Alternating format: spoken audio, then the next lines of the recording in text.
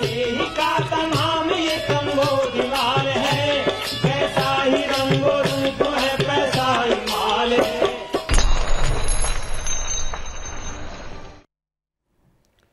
नमस्कार, मैं हूं शुभम शंकधर। आप देख रहे हैं मनी 9। दिन की सबसे बड़ी और सबसे जरूरी खबरों को समेटे तैयार है आपका पसंदीदा शो मनी सेंटर। और हर रोज की तरह खबरों पर चर्चा के लिए मेरे साथ मनी 9 के एडिटर अंशुमान जी जुड़ गए हैं। सर, बहुत स्वागत है आपका। सर, आप रोज कुछ ना कुछ तेल के बारे में बताते हैं, कभी तेल खौलता है, कभी शांत हो जाता है, फिर अचानक $120 के पार निकल गई कीमतें। हाँ, तेल की कीमतें आज फिर अचानक $120 के ऊपर हैं और इसके आसपास बहुत सारी चीज़ें दुनिया में घट रही हैं जो कच्चे तेल के बाजार को खौला रही हैं। हालांकि भारत में आज कीमतें नहीं बढ़ी पेट्रोल डीजल की। सर, क्या फायदा, गैस बढ़ गई, लेकिन पीएनजी की कीमत बढ़ गई। हो सकता है कल हमें एक और दौर की बढ़ोतरी देखने को मिले। तो तेल की इस तेजी के पीछे बहुत कुछ ऐसा है जो जियोपॉलिटिकली और रणनीतिक तौर पर घट रहा है। आज हम मनी सेंट्रल में इस सब पर चर्चा करेंगे। बिल्कुल, तो चर्चा होगी इस मनी सेंट्रल में अमेरिकी राष्ट्रपति के यूरोप दौरे की। बहुत अहमियत वाला ये दौरा है और वहां से क्या निकलेगा ये आज हम जानेंगे। इसके अलावा हम जानेंगे कि क्यों दुबला हो रहा है भारत का रुपया। इसके बाद चर्चा करेंगे भारत ऑस्ट्रेलिया के बीच व्यापार समझौते पर चल रही बातचीत की, फर्टिलाइजर की महंगाई पर, और चलते चलते आप जानेंगे कि ब्रिटेन की सरकार ने आखिर टैक्स क्यों कम कर दिया। अमेरिकी राष्ट्रपति जो बाइडेन के यूरोप दौरे पर सबकी नजर है। बेल्जियम की राजधानी ब्रसेल्स में नाटो, G7 और यूरोपियन यूनियन 3 बैठकें एक साथ हो रही हैं। ऐसी संभावना है कि इन बैठकों से रूस के खिलाफ आर्थिक प्रतिबंध जो चल रहे हैं वो और सख्त किए जाएंगे। और इसके अलावा एक बहुत महत्वपूर्ण चीज, जो रूस का तेल और गैस है, उसका विकल्प क्या हो सकता है, ये सामने आ सकता है। सर, कितनी अहमियत है, कितनी अहम है ये बैठकें, तीनों बैठकें जिसमें बाइडेन पहुंचे हैं? शुभम, मुझे लगता है पिछले करीब 25 साल में रणनीतिक रूप से यूरोप और अमेरिका के बीच ये तनाव का चरम बिंदु है। पूरी दुनिया में इस बैठक पर निगाहें इसलिए हैं क्योंकि नाटो की इमरजेंसी मीटिंग हो रही है और अभी तक जो भी गतिविधियां हैं, जो भी कार्यवाहियां रूस पर प्रतिबंध को लेकर, आर्थिक प्रतिबंधों को लेकर की जा रही थी, उसे बाइडेन अमेरिका में बैठकर, वाशिंगटन में बैठकर व्हाइट हाउस से संचालित कर रहे थे और दुनिया के प्रमुख राष्ट्राध्यक्ष अपने अपने राष्ट्रों से उसकी कोशिश कर रहे थे। 1 महीना बीत चुका है। पुतिन पर उन प्रतिबंधों का पुतिन के अभियान पर उन प्रतिबंधों का असर नहीं पड़ा है, रूस पर उन प्रतिबंधों का गहरा असर पड़ा है। तो अब एक किस्म की झुंझलाहट, थकान दोनों तरफ दिखती है। तो शायद ब्रसेल्स पहुंचने के बाद जो बाइडेन अब एक अंतिम बड़े सैंक्शंस की तैयारी करेंगे और जिसका संकेत हमें ब्रसेल्स से, वासा से, बाकी जगह से मिल रहा है। इस सैंक्शंस में बहुत सारी चीजें हो सकती हैं। काफी बड़ा हिस्सा शुभम तो सैंक्शंस का निकल चुका है। और क्या बंद करने को रह गया है सिवा ऊर्जा, तेल और गैस के? बाकी सारी चीजें, रूस का लगभग हुक्का पानी बंद है, पूरी दुनिया से सारी चीजें बंद हो चुकी। 2 महत्वपूर्ण बातें हैं। जैसे आपने शुरुआत में कहा कि तेल की कीमतें बढ़ती दिखाई दे रही हैं, $120 के आसपास है और लगातार बढ़ रही हैं। गैस की कीमतें बढ़ रही हैं। उसकी बड़ी वजह यह है कि कल पेंटागन ने एक महत्वपूर्ण बात कही जो रणनीतिक रूप से और दुनिया के बाजारों के लिए सबसे महत्वपूर्ण बात थी। पेंटागन ने यह कहा, अमेरिका का जो रक्षा विभाग है उसने कहा कि इस युद्ध का नतीजा या फैसला कुछ भी हो, लेकिन अब नाटो को और अमेरिका को पूर्वी यूरोप में अपनी पहुंच, अपनी दखल और अपना जमाव बढ़ाना पड़ेगा, अपना हस्तक्षेप बढ़ाना पड़ेगा। इसका संकेत बाजारों के लिए क्या है? कूटनीतिक दुनिया से अलग बाजारों के लिए संकेत यह है कि रूस पर प्रतिबंध लंबे चलेंगे।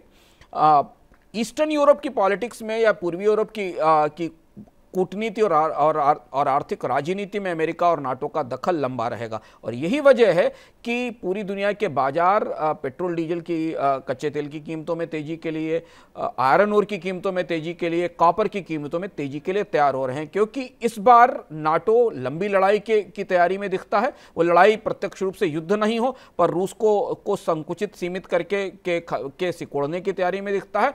और दूसरी चीज है कि इस तैयारी के लिए या इस लंबी लड़ाई की कीमत चुकाने के लिए भी वो तैयार है। बिल्कुल।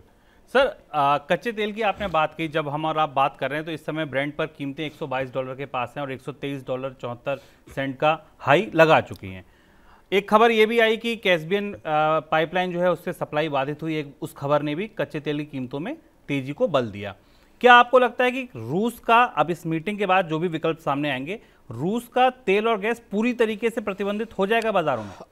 शुभम, रूस का तेल गैस प्रतिबंध करने पर ईयू में असहमति है, नाटो के देशों के बीच असहमति है और यही बड़ी वजह है कि जो बाइडेन को उस पार से, अटलांटिक के उस पार से उड़कर ब्रसेल्स आना पड़ा है। जो बाइडेन की सबसे बड़ी कोशिश ये होगी कि वो नाटो और ईयू देशों को इस बात पर सहमत करें कि वो अपनी ऊर्जा और गैस की चिंताओं को थोड़ी समय तक किनारे रखें और पुतिन की जो विस्तारवादी है, जो पुतिन की आक्रामकता है, उसके खिलाफ लड़ाई लड़ें। और ये दुनिया के देश बराबर कह रहे हैं कि हमें ये इसको रोकना होगा।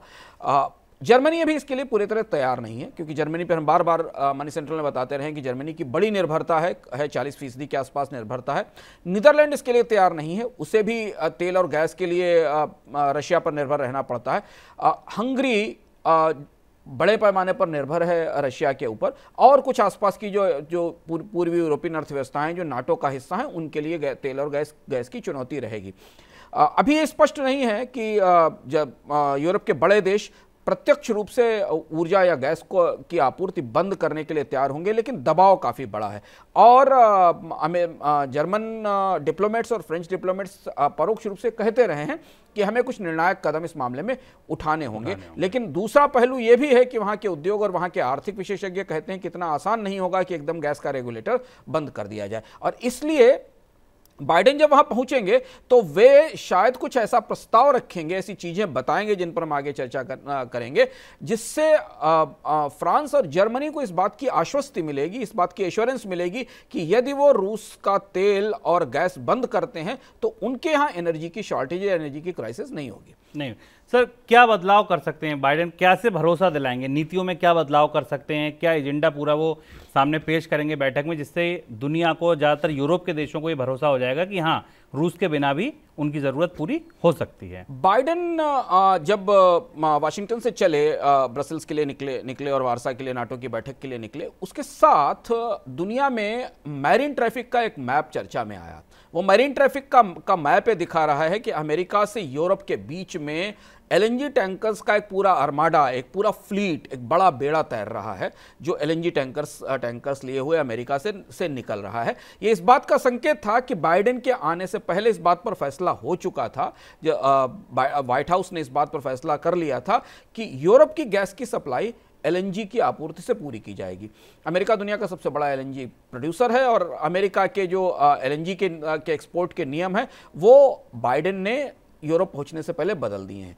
जो नियम बदले हैं उनमें यह कहा गया है कि अब अमेरिका के सारे एलएनजी एक्सपोर्टिंग टर्मिनल दुनिया के किसी भी देश को, खासतौर पर वो देश जिन पर कोई प्रतिबंध नहीं है, उन्हें ओपनली गैस का एक्सपोर्ट कर सकेंगे। हमें यह समझना जरूरी है कि अमेरिका की तेल और गैस निर्यात की नीति पुराने अनुभवों के आधार पर बड़ी रिजर्व्ड है।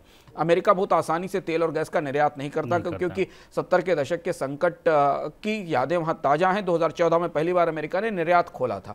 अभी अमेरिका से जो गैस का निर्यात है वो या तो फ्री ट्रेड एग्रीमेंट वाले देशों को होता है, जिनके साथ अमेरिका का फ्री ट्रेड एग्रीमेंट है, जैसे कनाडा है, जैसे मैक्सिको है, जैसे लैटिन अमेरिका के कुछ देश हैं, और या उन देशों को होता है जहां से गैस के ट्रेड के पुराने रिलेशन है। लेकिन अब बाइडेन ने व्हाइट हाउस से निकलने से पहले यूरोप को निर्यात दोगुना करने के आदेश जारी कर दिए हैं। और यह वजह है कि इसी वजह से अमेरिका की जब बाइडेन वहां पहुंचेंगे नाटो की बैठक में ब्रसेल्स में, तो वो इस बात की आश्वस्ति देंगे कि अगर यूरोप को गैस की कोई भी कमी पड़ेगी जो बाकी स्रोतों से, रूस के स्रोतों से आती है, तो उसकी आपूर्ति की जाएगी। बिल्कुल सर, एक सवाल और मेरा कि रूस में कल बयान आया है रूस की तरफ से कि अब जो भी देश फ्रेंडली नहीं है अगर वो अगर रूस से गैस लेते हैं तो उनको भुगतान रूबल में करना होगा। हाँ, अब ये इसलिए है क्योंकि बाइडेन का ने जब 2 दिन पहले इस प्रस्ताव को मंजूर किया कि वो मिडिल ईस्ट, सेंट्रल और साउथ अमेरिका के अलावा बाकी, चाइना भी कुछ उसमें है जिनको गैस जाती है, इसके अलावा यूरोप को भी गैस देगा, क्योंकि इससे पहले तक यूरोप को अमेरिका से गैस के आयात की बहुत जरूरत नहीं पड़ती थी। पाइप्ड गैस थी जो रशिया के जरिए यूरोप में आती थी, यूरोप की अर्थव्यवस्थाओं को गैस मिलती थी। अब यहां से शुभम सबसे महत्वपूर्ण बात यह है कि हमें ब्रसेल्स से जो आवाज उठती दिखाई देगी, जिसे कल हम और स्पष्ट रूप से समझ पाएंगे, अमेरिका नाटो वर्सेस रूस या दुनिया वर्सेस रूस की लड़ाई अब प्रत्यक्ष रूप से एनर्जी वार में बदल रही है। और जिस बात का डर था, जिस पर हम शुरुआत से मनी सेंट्रल में चर्चा करते रहे कि एनर्जी अब एक बड़ा स्ट्रेटेजिक वेपन है जिसका इस्तेमाल होगा एक तरफ रूस है जो ये कह रहा है कि हम अपनी गैस की पाइपलाइन बंद कर देंगे और यूरोप को एनर्जी के लिए, गैस के लिए, बिजली के लिए तरसा देंगे। दूसरी तरफ अमेरिका वो कह रहा है कि गैस पाइपलाइन बंद होने दीजिए, हमारा आर्मडा चल चुका है, हमारे शिप्स एलएनजी से लदे हुए खड़े हैं, हमारे जहाज पहुंचेंगे और यूरोप के देशों के एलएनजी टर्मिनल्स पर गैस मिलना शुरू हो जाएगी। और इसलिए बाइडेन ने रिटेलिएट करके, पुतिन ने रिटेलिएट करते हुए ये कहा है कि जो देश दुनिया में जो नॉन फ्रेंडली देश हैं, अनफ्रेंडली देश हैं, जो गैस खरीदना चाहते हैं, उन्हें दरअसल रूबल खरीदना होगा। यानी उन्हें पहले रूबल खरीदना होगा, उसके बाद उन्हें गैस की सप्लाई मिलेगी, वो रूबल में पेमेंट करेंगे। अब ये बड़ी दुविधा की बात है, कैसे चलेगा मैकेनिज्म, इसके बारे में किसी को पता नहीं है, क्योंकि रूस से व्यापार तो बंद है, दुनिया के बैंकिंग सिस्टम से बाहर है, तो अगर डॉलर में पेमेंट नहीं हो सकता तो रूबल से भी पेमेंट नहीं हो सकता। तो कौन सा देश रूबल खरीद कर गैस या पेट्रोल की डील करेगा? दूसरी चीज, रूबल दुनिया की सबसे बुरी तरह टूटी हुई करेंसी है, तो रूबल से कौन ट्रेड करना शुरू करेगा? ये दुविधा बनी हुई है। एक तरह से पुतिन ने ये इशारा करने की कोशिश की है कि वो इस एनर्जी वार में जहां तक होगा अपने स्तर पर लड़ेंगे, और इसलिए ब्रसेल्स की बैठक से नाटो और यूरोपियन यूनियन की बैठक से हमें समझ में आएगा कि निर्णायक रूप से यूरोप अभी भी ढुलमुल परिस्थिति में है, बीच में खड़ा है। वो पुतिन की गैस और तेल का इस्तेमाल करते हुए उनसे लड़ेगा, या उनकी तेल और गैस का इस्तेमाल पूरी तरह बंद करके अमेरिका की तेल और गैस का इस्तेमाल करके पुतिन को जवाब देगा। यहाँ अमेरिका के लिए इस पूरे ट्रेड में काफी बड़ा फायदा दिखाई देता है, क्योंकि अमेरिका के लिए बड़ा यूरोप का नया बड़ा रिच बाजार इसके साथ खुल रहा है, भले बाई डिफॉल्ट या युद्ध के कारण खुला हो। बिल्कुल, और इन्हीं सारी परिस्थितियों की वजह से एनर्जी का जो बाजार है वो तप रहा है, और इसका असर दूसरी जगह पर देखने को मिल रहा है। कच्चे तेल की कीमतों में आई तेजी की वजह से भारतीय करेंसी रुपया भी फिर से दबाव में आ गया है। बुधवार तक रुपए में लगातार 3 दिन गिरावट आ चुकी है और रुपया 76.52 प्रति डॉलर के स्तर पर पहुंच गया, यानी $1 की कीमत ₹76.5 के भी पार निकल गई। सर, रुपए की ये मौजूदा गिरावट कितनी गहरी है? रुपए की गिरावट अगर आप पिछले संकटों से तुलना करें तो रुपए में थोड़ी रिजिलियंस, थोड़ी क्षमता दिखाई देती है। जून 2008 से लेकर, जब जनवरी 2008 से लेकर जब ग्लोबल फाइनेंशियल क्राइसिस हुई थी, वहाँ से लेकर अभी तक का जो यूएस फेड का टैपर आया है, यहाँ तक अगर रुपए की गिरावट का एक पूरा चार्ट हम देखें जो शायद अभी आपको स्क्रीन पर दिखाई देगा, अगर इसे हम ध्यान से देखें तो इसे दिखाई देगा कि अपनी पिछले घटनाक्रमों की तुलना में जब अंतर्राष्ट्रीय बाजार में परिस्थितियाँ बदली हैं, ये चार्ट सामने है आपके क्रिसिल की रिपोर्ट के, इस हिसाब से अगर आप देखें तो रुपए ने काफ़ी मजबूती दिखाई है global financial crisis, taper tantrum, eurozone की क्राइसिस के तौर पर कोविड के दौरान। तो अगर इस गिरावट को देखा जाए, इसकी 2 बड़ी वजह हैं।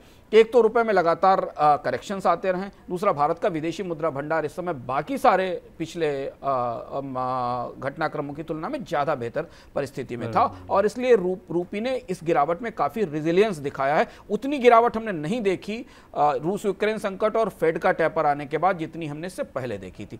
लेकिन इस गिरावट का एक दूसरा पहलू भी है, जहां हम इसे दूसरे तरह से देख सकते हैं, जहां गिरावट थोड़ी गहरी और चिंताजनक दिखती है।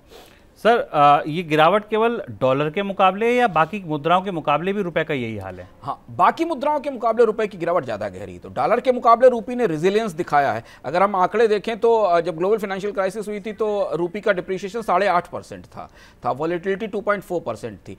टापर टेंट्रम जब हुआ था 2013 का, जब अमेरिका में ब्याज दरें बढ़ने की संभावना दिखाई दी, तब करीब 11% का डिप्रिसिएशन हुआ था। लेकिन अगर आप थाई बाट, इंडोनेशिया और मलेशिया रिंगिट के अगेंस्ट देखें, जो कि चार्ट आपके सामने दिखाई दे रहा है क्रिसिल का, इनकी तुलना में देखें जो भारत की पीयर करेंसी हैं, यानी जहां भारत सीधे बाजार में प्रतिस्पर्धा करता है अपने सामानों को निर्यात को लेकर, वहां रुपए की गिरावट इन करेंसीज की तुलना में काफी ज्यादा और गहरी है। ये इसका दूसरा पहलू है। क्या फिर सर, आपको क्या लगता है आगे संकेत कैसे मिल रहे हैं? ये गिरावट कहां तक जा सकती है? लेवल क्या मिल रहे हैं रुपए के अब नए?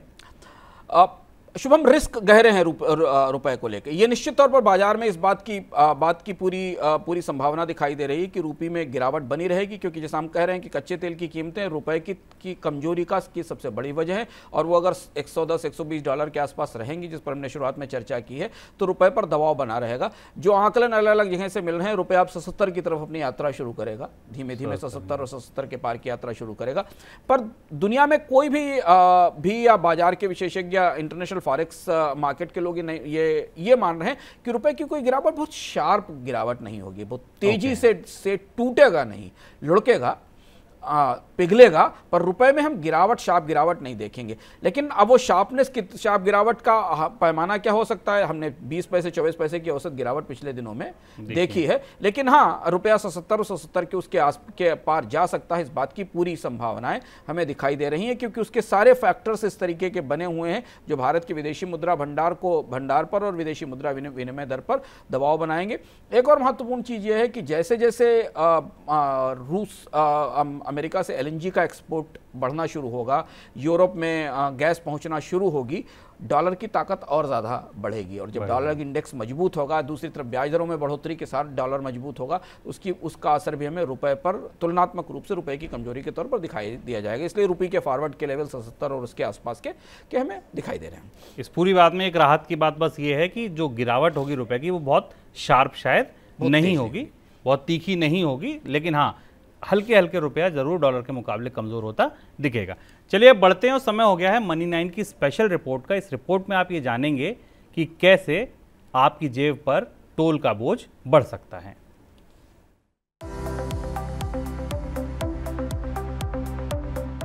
आप भले ही शानदार हाईवे देखकर 100 की स्पीड पर गाड़ी दौड़ा देते हैं, लेकिन सरकार भी कम नहीं है। उसने भी फुल स्पीड में आपकी जेब खाली करने का मन बना लिया है। आप सोचेंगी तेल पर तो सरकार वैसे ही तेल निकाले हुए है, अब कहां से जेब काटने की तैयारी है? तो अब आपकी जेब कटेगी टोल प्लाजा पर। रोड ट्रांसपोर्ट और हाईवे मिनिस्टर नितिन गडकरी ने खुद कहा है कि 60 किलोमीटर की दूरी पर एक टोल प्लाजा होगा और टोल प्लाजा के आसपास रहने वाले लोगों को उनके आधार कार्ड पर टोल पास जारी किए जाएंगे ताकि उन्हें कोई परेशानी ना हो। गडकरी ने यह भी कहा कि जहां भी 60 किलोमीटर से कम दूरी पर टोल बूथ हैं, उन्हें अगले 3 महीने के भीतर हटा दिया जाएगा। ये बयान एक बड़ी आशंका पैदा करता है कि क्या सरकार का इरादा आने वाले वक्त में हर 60 किलोमीटर पर टोल बूथ खोलने का है? इसको लेकर मनी 9 ने एनएचएआई के प्रवक्ता से बात की तो उन्होंने कुछ भी कहने से इनकार कर दिया। इसकी एक वजह है, मसलन सरकार का इरादा देश में अमेरिका जैसे चमचमाते हाईवे बनाने का है। बड़े पैमाने पर नए एक्सप्रेसवे और हाईवे बन भी रहे हैं। अब इन सब में सबसे बड़ी पूंजी भी लग रही है। ये पैसा आखिर आएगा कहां से? तो भाई ये रकम सरकार टोल के जरिए ही वसूलेगी। इसकी दूसरी वजह एनएचएआई की बीमारू हालत भी है। National highway authority of India कर्ज तले दबी हुई है। एनएचएआई पर कुल 3.17 लाख करोड़ रुपए का कर्ज है। इसे चुकाने के लिए उसे हर साल करीब 32,000 करोड़ रुपए चाहिए। देश में नेशनल हाईवे की कुल लंबाई अभी 1,40,152 किलोमीटर है और इन पर 727 टोल प्लाजा हैं। इसका औसत निकाला जाए तो हर 192 किलोमीटर पर एक टोल प्लाजा बैठता है। अब जरा टोल का वो गणित भी समझ लीजिए जिसे आप अनदेखा कर देते होंगे। मिसाल के तौर पर दिल्ली से हरिद्वार की दूरी 212 किलोमीटर है, जिसे पूरा करने में 5 घंटे और करीब 275 रुपए का टोल टैक्स लगता है। वहीं दिल्ली से लखनऊ के 528 किलोमीटर के सफर पर आपको 1050 रुपए का टोल प्लाजा चुकाना पड़ता है। औसत रूप से देखा जाए तो अभी प्रति किलोमीटर 1.5 से 2 रुपए का टोल टैक्स लग रहा है। अब एनएचएआई की कमाई का गणित भी देख लेते हैं। दिसंबर 2021 में एनएचएआई ने टोल से 3,679 करोड़ रुपए यानी प्रतिदिन 119 करोड़ रुपए की कमाई की। 2022-23 में एनएचएआई के हर 5 रुपए खर्च में करीब 1 रुपया कर चुकाने में जाएगा। पार्लियामेंट्री स्टैंडिंग कमेटी की एक रिपोर्ट बताती है कि एनएचएआई को 2022-23 में कर चुकाने के लिए 31,049 करोड़ रुपए और 2023-24 में 31,735 करोड़ रुपए की जरूरत होगी। टोल टैक्स वो शुल्क है जो वाहन चालकों को तय सड़कों, पुलों, सुरंगों से गुजरने पर देना पड़ता है। ऐसी सड़कों को टोल रोड कहा जाता है। ये इनडायरेक्ट टैक्स है।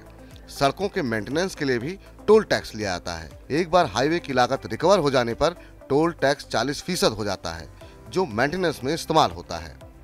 खैर, महंगे तेल के दौर में सरकार आपके लिए एक और मुश्किल लाने की तैयारी में दिखाई दे रही है। मनी 9 के लिए अभिषेक श्रीवास्तव। सर, भारी भरकम कर्ज में लदी एनएचएआई को क्या टोल के ही रास्ते अब उबारा जाएगा? और कोई विकल्प नहीं है। देखिए, हम लोगों ने इस पर मनी सेंट्रल में शुभम चर्चा की थी, और जिस समय हमने बजट के बाद सरकार ने एनएचआई को बाजार में जाने से रोक दिया था, क्योंकि एनएचआई की बारोइंग बहुत बड़ी है। लगभग एनएचआई जैसे हमने देखा कि उसके 5 रुपये में से 3 लाख करोड़ का कर्ज है, और 5 रुपये में से 1 रुपया उसको डेट चुकाने में जाता है। एनएचआई को छोड़ दीजिए इस बात को कि एनएचआई नई सड़कें बना पाएगी कि नहीं बना पाएगी, ये जो अभी जमीनों का अधिग्रहण कर रखा है उनमें नई सड़कें बनेंगी कि नहीं बनेंगी, एक्सपेंशन होगा कि नहीं होगा। एनएचआई को अपनी डेट सर्विसिंग के लिए और अपने ऑपरेशनल एक्सपेंडिचर के लिए भी टोल बढ़ाने की जरूरत पड़ेगी, और इसलिए शायद इसकी तैयारी दिखाई देती है। और आमतौर पर अप्रैल मई जून में भारत में टोल की दरें रिवाइज होती हैं, पर भारत में टोल की दरें कम नहीं है। भारत में सड़कों पर चलना, टोल रोड पर चलना सस्ता नहीं। हम 2 रुपये 2.5 रुपये पर किलोमीटर, 1.5 से 2 रुपये पर किलोमीटर का टोल देते हैं, और इसके बावजूद जबकि हमसे रोड डेवलपमेंट सेस भी लगता है, हम पेट्रोल डीजल पर भी सेस पे करते हैं सड़कों उसके बाद भी हमसे सड़कों पर हमें बहुत हैवी टोल देना पड़ता है। ये भारत के लिए चुनौती, और यही इंफ्रास्ट्रक्चर की बड़ी ऊंची कॉस्ट होने की बड़ी वजह है भारत में। और इसका असर हमें सबसे ज़्यादा शुभम दिखाई देता है कमर्शियल ट्रैफिक के ऊपर, जिनके टोल्स बहुत हाई हैं, और वो बाद में महंगाई के तौर पर हमारे सामने जुड़कर हमारे पास आते हैं। बिल्कुल, तो ये महंगाई का एक और संस्करण कह लीजिए जो जिस रास्ते आपके पास पहुंचता है। 5 साल में पहली बार यूरिया की खपत घटने का अनुमान लगाया जा रहा है। इस साल अप्रैल से फरवरी तक देश में लगभग 322 लाख टन यूरिया की खपत हुई, और खपत के ट्रेंड को देखते हुए लग रहा है कि इस साल पिछले साल जितना यूरिया ही खपत हो पाएगा। पिछले साल देश में 350 लाख टन यूरिया की खपत हुई थी। सर, क्या आपको लगता है कि आने वाले दिनों में क्या यूरिया की कीमत बढ़ सकती है? युद्ध के तार क्योंकि यहाँ से भी जुड़ते हैं। यूरिया की कीमत, अगर आप यूरिया को एटीएफ मान लें तो यूरिया की कीमत तो कम से कम 40 से 45% बढ़ चुकी होगी। जो आंकड़े हमारे पास है उस समय यूरिया के बैग की कीमत करीब 267 रुपए के आसपास है, और उसकी कॉस्ट लगभग यूरिया का 1000 से 2000 रुपए के बीच का 45 केजी का बैग यूरिया का अवेलेबल है। और यही वो हिस्सा है जो सब्सिडी है, जो सरकार फर्टिलाइजर सब्सिडी के तौर पर कंपनियों को देती है। और यही वजह थी कि सरकार ने जब बजट की अनुपूरक मांगें पेश की और सप्लीमेंट्री ग्रांट्स लेकर आए अभी बजट में, तो उसमें यूरिया पर या फर्टिलाइजर सब्सिडी को बढ़ाया गया। 40% से ज़्यादा कॉस्ट बढ़ चुकी है यूरिया फर्टिलाइजर के रॉ मटेरियल की, और इसमें भी सबसे बड़ा हिस्सा रशिया और यूक्रेन से आता है, जिसमें पोटाश और नाइट्रोजन बड़ा हिस्सा है, जो जिनके सबसे बड़े सप्लायर हैं रशिया और यूक्रेन। तो पूरी दुनिया में फर्टिलाइजर की कीमतें बुरी तरह तप रही हैं, और यूरिया अपने आप में सबसे महत्वपूर्ण और बेसिक फर्टिलाइजर है, जिसके बाद दुनिया में हरित क्रांति आई थी, भारत में तो बाद में आई थी। और दुनिया के आर्थिक उत्पादन को बढ़ाने में नाइट्रोजन फर्टिलाइजर का सबसे बड़ा योगदान, और उसका अपना बड़ा दिलचस्प इतिहास है जो द्वितीय विश्व युद्ध से जुड़ता है। यूरिया की कीमत अगर सरकार नहीं भी बढ़ाती है तो सरकार का बजट ब्लीड करेगा। सरकार के को सब्सिडी में लगातार बढ़ोतरी करनी होगी, क्योंकि जैसा हम शुरुआत में चर्चा से में कह चुके हैं कि रूस और यूक्रेन के ऊपर रूस पर प्रतिबंध लंबे समय तक रहेंगे। फर्टिलाइजर के रॉ मटेरियल की सप्लाई नॉर्मल होने में 6 महीने, साल भर या 1 साल का समय लग सकता है। तो ये सब्सिडी का बर्डन बढ़ते चले जाना है, यदि कीमत ना भी बढ़े, लेकिन कुछ ना कुछ सरकार को ऐसा करना होगा कि यूरिया की डिमांड कम की जाए, और उसका असर हमें कहीं ना कहीं यूरिया की खपत कम होने में दिखाई देने लगा, जो सरकार नहीं मान रही। सरकार का शायद तर्क हो सकता है कि लोग समझदार हो गए हैं और वो बैलेंस यूज ऑफ फर्टिलाइजर की तरफ जा रहे हैं, इसलिए यूरिया की खपत कम हुई है। लेकिन इसके और भी कई सारे अंतर्निहित कारण हैं जो उभर कर फर्टिलाइजर उद्योग से बातचीत के दौरान सामने आ रहे हैं। सर, क्या आपको लगता है कि ये फर्टिलाइजर महंगा हुआ है, कहीं सप्लाई का भी कंस्ट्रेन है, इसी वजह से खपत घट रही है? किसान के लिए तो फर्टिलाइजर नहीं महंगा हुआ, लेकिन कंपनियों के फर्टिलाइजर की कॉस्ट कम हुई है, और हम लगातार हर साल यूरिया की शॉर्टेजेस देखते हैं। अब शॉर्टेजेस को आप 2 तरह से देख सकते हैं। एक शॉर्टेजेस को इस तरह से देख सकते हैं कि यूरिया की कमी है और लोग उसकी शिकायत करते हैं। दूसरी तरफ सरकार के तरफ के तर्क ये हैं कि यूरिया की खपत घटनी चाहिए, क्योंकि यूरिया एक सीमा से अधिक नाइट्रोजनस फर्टिलाइजर का इस्तेमाल ज़मीन को भी और फसलों को भी खराब करता है। तो सरकार भी ये चाहती है कि फर्टिलाइजर का बैलेंस्ड यूज़ हो, इस्तेमाल सही ढंग से हो, जिससे कि फसल का प्रदूषण और ज़मीन का, मृदा का जो प्रदूषण है, मिट्टी का जो प्रदूषण है, वो रुक सके। और ये शायद कहीं ना कहीं सप्लाई की शॉर्टेजेस में ट्रांसलेट हो रहा है। जो आंकड़े हमें दिख रहे हैं उस आंकड़े के हिसाब से यूरिया की खपत कम होने की एक वजह ये हो सकती है कि नहीं है, सरकार प्रत्यक्ष रूप से हमें कभी बताएगी। हो सकती है कि लोगों को पर्याप्त फर्टिलाइजर नहीं मिल रहा है, इसलिए यूरिया की खपत में गिरावट आ रही है। लेकिन एक और पहलू दूसरा ये है कि जो दूसरी बड़ी फर्टिलाइज़र ग्रुप है जो जिसका खरीफ में बड़े पैमाने पर इस्तेमाल होता है, जो पोटाश और फास्फेटिक फर्टिलाइज़र है, उनकी भी सब्सिडी और उनकी कीमतों पर भी दबाव है, क्योंकि एक पूरा बैग है। जब फर्टिलाइज़र के रॉ मटेरियल की कीमतें बढ़ना शुरू होती हैं शुभम, तो फिर वो नाइट्रोजन हो, फास्फेट हो या पोटाश हो, सबकी कीमतें एक साथ बढ़ती हैं। तो इस साल फर्टिलाइज़र पॉलिसी को लेकर सरकार बहुत गहरे असमंजस में दिखती है। अगर फर्टिलाइजर की डिमांड या खपत कम होती है तो क्या इसका असर हमें आने वाले समय में कृषि उत्पादन पर नजर आएगा, अभी कहना मुश्किल है। लेकिन हो सकता है कि अगले 6 महीने या 1 साल के भीतर हमें इसके आंकड़े मिलने लगे कि यूरिया की खपत कम होने का फायदा हुआ हमें या नुकसान हुआ। बिल्कुल। चलिए अगली खबर की ओर बढ़ते हैं। भारत और ऑस्ट्रेलिया के बीच जल्द व्यापार समझौता होने जा रहा है। वाणिज्य मंत्री पीयूष गोयल ने कहा कि दोनों देश सक्रियता के साथ व्यापार समझौते पर काम कर रहे हैं। हालांकि उन्होंने ये नहीं बताया कि समझौते पर कब तक मुहर लगेगी। पीयूष गोयल ने बताया कि इस हफ्ते दोनों देशों के प्रधानमंत्री के बीच बातचीत हुई और उस संवाद के दौरान दोनों नेताओं के बीच व्यापार समझौते को जल्द लागू करने पर सहमति भी बनी है। सर, कितनी जल्दी हो सकती है डील, क्या संभावना लग रही है? संभावना तो शुभम ये थी कि शायद भारत और ऑस्ट्रेलिया के राष्ट्राध्यक्षों के बीच जो बातचीत हुई उसके बाद इसको सीका कहा जा रहा है, कंप्रेहेंसिव इकोनॉमिक कोऑपरेशन एग्रीमेंट, इसका कुछ डेडलाइन कम से कम अगर ये संधि नहीं है तो इसका डेडलाइन तो अनाउंस हो जाएगा, पर वैसा हुआ नहीं। ऐसा लग रहा है कि कुछ खास मुद्दे हैं जिन्हें लेकर भारत और ऑस्ट्रेलिया के बीच अभी सहमति नहीं बन पाई है कि ऑस्ट्रेलिया से उनका आयात लाया जा सके। इसमें शायद कुछ कृषि उत्पादों का मुद्दा है। कॉमर्स मिनिस्टर भी खुलकर ये नहीं बता पाए कि इसका टाइम फ्रेम क्या होगा, इसका डेडलाइन क्या होगा। दो तरीके की बातें हमारे सामने आ रही हैं। एक इंटरिम डील की बात आ रही है कि अगर बड़ा मैसिव एग्रीमेंट ना हो सके तो एक इंटरिम डील हो जाए, एक अंतरिम समझौता हो जाए भारत और ऑस्ट्रेलिया के बीच में। और दूसरा ये है कि इंतजार किया जाए और एक ब्रॉड बेस्ड सीका किया जाए। दोनों के बीच में भारत और ऑस्ट्रेलिया की बातचीत झूल रही है। सूत्रों से जो बातचीत होती है, जो पता चलता है, भारत थोड़ा जल्दबाजी में है। भारत अब इस समय चूंकि आरसेप तेजी से ग्रो कर रहा है, दुनिया का व्यापार का बैलेंस रशिया के ट्रेड से बाहर होने के बाद, एनर्जी ट्रेड और मेटल ट्रेड से बाहर होने के बाद दुनिया का व्यापार का संतुलन बदलेगा। तो भारत को महसूस हो रहा है कि उसे जल्दी और तेजी से व्यापार समझौतों की तरफ आगे बढ़ना चाहिए। अब ये संधि किस स्तर तक जाएगी, क्योंकि काफ़ी गहरी तगड़ी सौदेबाजी और लेन देन होगी और भारत और ऑस्ट्रेलिया के बीच इस तगड़ी सौदेबाजी और लेन देन की पूरी संभावना है। पूरी संभावना है और जो भी यहाँ घटेगा, जो भी पता चलेगा, बिल्कुल आपके पास मनी सेंट्रल तक पहुँचता रहेगा। अगली खबर की ओर, रूस यूक्रेन युद्ध की वजह से आम जनता पर पड़े वित्तीय बोझ को कम करने के लिए ब्रिटेन ने अपने नागरिकों के लिए टैक्स में कटौती की है। आयकर में कटौती की गई है। आयकर को 20% से घटाकर 19% करने का ऐलान किया गया और यह भी कहा गया कि आगे भी ये कटौती जारी रह सकती है। इसके अलावा उन्होंने अगले साल मार्च तक ईंधन पर लगने वाले टैक्स की भी कटौती की घोषणा की है।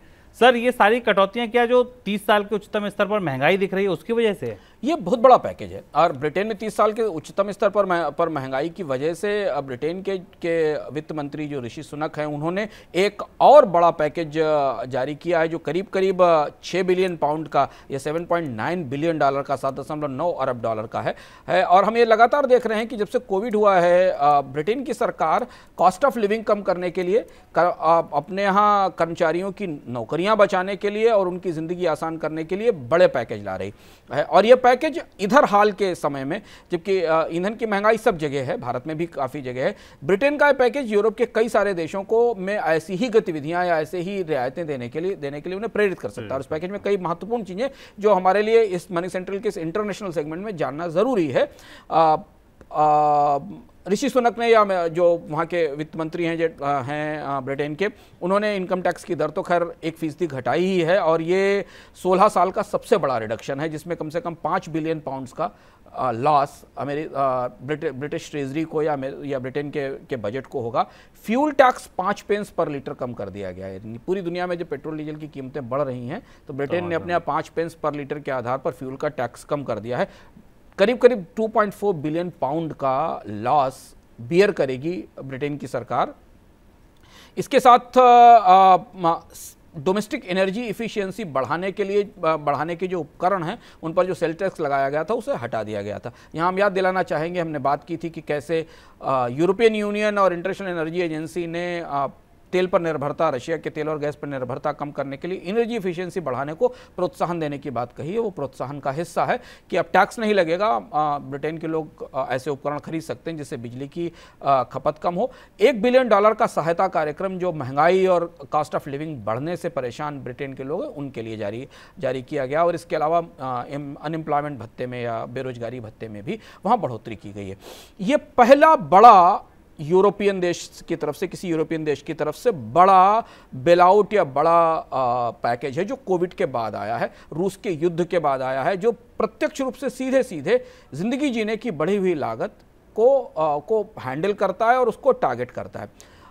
माना जा रहा है कि ब्रिटेन को देखकर यूरोप के बाकी अन्य देश भी, चाहे जर्मनी और फ्रांस, खासतौर पर जहां की अर्थव्यवस्थाएं बड़ी हैं, महंगाई से पीड़ित हैं, वहां भी इस तरीके के कदम उठाए जा सकते हैं। यूरोपियन यूनियन ने अपनी तरफ से एक फंड बना रखा है जिसकी वो घोषणा पहले से कर चुका है कि अगर जिन देशों में बिजली दरें बढ़ाने की नौबत आती है तो वहाँ सरकारें वो बिजली दर की बढ़ोतरी एब्जॉर्ब कर सकें, यानी उपभोक्ताओं को पास ऑन न करें और उसका जो नुकसान उठाए है उसके लिए एक फंड है, उस फंड से उनको पैसा दिया जाए। इस पर भी बातचीत चल रही है। और इस पैकेज का एक मतलब ये भी है कि सर महंगाई जिद्दी है और लंबे समय तक टिकेगी, ये भी अब सरकारों को क्लियर है, ये ट्रांजिटरी नहीं है। ट्रांजिटरी नहीं है और महंगाई जिद्दी है। और दूसरी चीज ये कि इस पैकेज के भीतर एक और महत्वपूर्ण बात है कि कॉस्ट ऑफ बिजनेस भी बढ़ने वाली है। एक तो रॉ मटेरियल की कॉस्ट बढ़ने के कारण और दूसरा क्रेडिट की कॉस्ट बढ़ने के कारण।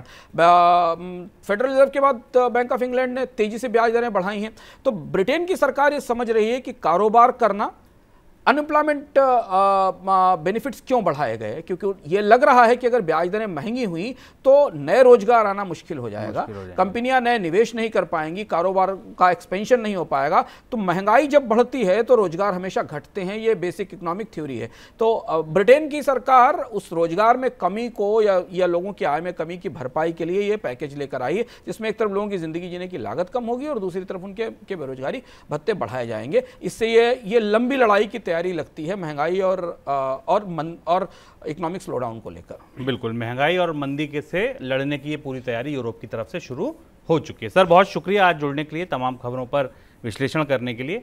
कल फिर होगी आपसे मुलाकात शाम को 7 बजे। बने रहिए मनी 9 के साथ। नमस्कार।